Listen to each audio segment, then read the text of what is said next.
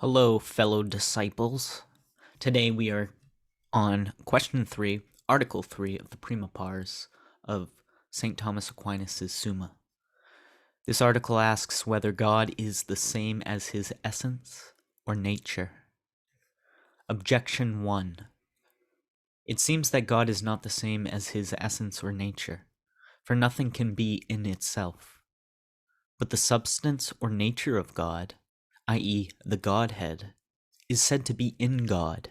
Therefore, it seems that God is not the same as his essence or nature. Reply. We can speak of simple things only as though they were like the composite things from which we derive our knowledge. Therefore, in speaking of God, we use concrete nouns to signify his subsistence, because with us only those things subsist which are composite, and we use abstract nouns to signify his simplicity. In saying, therefore, that Godhead, or life, or the like are in God, we indicate the composite way in which our intellect understands, but not that there is any composition in God. So this is basic stuff, right? God is not a composite. Objection 2. Further, the effect is assimilated to its cause, for every agent produces its like. But in created things the suppositum is not identical with its nature. For a man is not the same as his humanity. Therefore God is not the same as his Godhead. Reply to objection 2. The effects of God do not imitate him perfectly, but only as far as they are able. And the imitation is here defective, precisely because what is simple in one can only be represented by diverse things.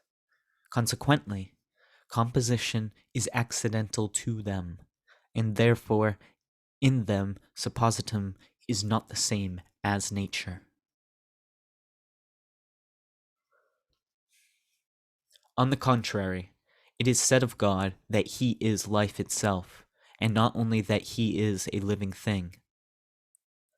I am the way, the truth, and the life, as it says in John chapter 14:6. Now the relation between Godhead and God is the same as the relation between life and a living thing. Therefore God is his very Godhead. I answer that God is the same as his essence or nature. To understand this, it must be noted that in things composed of matter and form, the nature or essence must differ from the suppositum, because the essence or nature connotes only what is included in the definition of the species, as humanity connotes all that is included in the definition of man, for it is by this that man is man, and it is this that humanity signifies, that, namely, whereby man is man. Now, individual matter, with all the individualizing accidents, is not included in the definition of the species.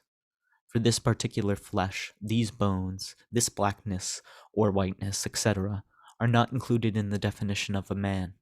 Therefore, this flesh, these bones, and the accidental qualities distinguishing this particular matter are not included in humanity, and yet they are included in the thing which is man.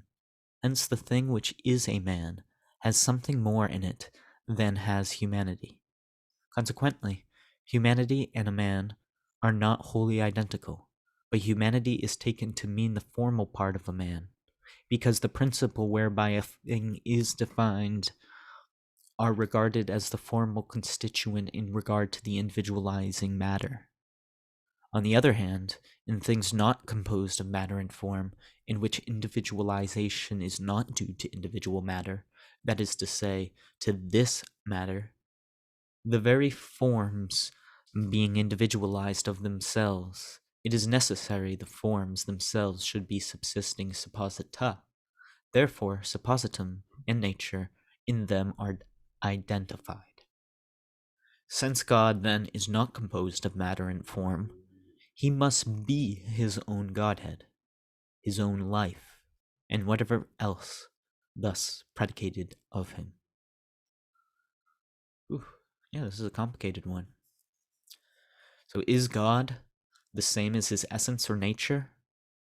Yes. God is his Godhead or essence.